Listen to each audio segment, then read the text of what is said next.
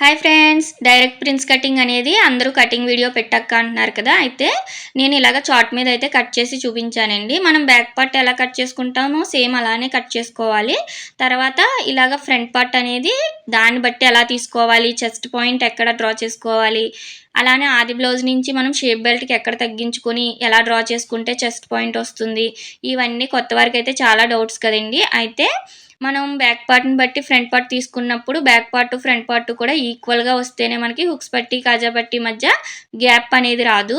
అది కూడా ఎలా డ్రా చేసుకోవాలో మనకి ఈ ఫుల్ వీడియోలో అయితే క్లియర్‌గా ఎక్స్‌ప్లనేషన్ ఇచ్చానండి.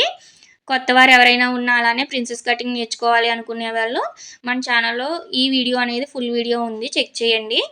అలానే ఇలాగ క్లియర్‌గా ప్రతీది కూడా నేను చూపించాను.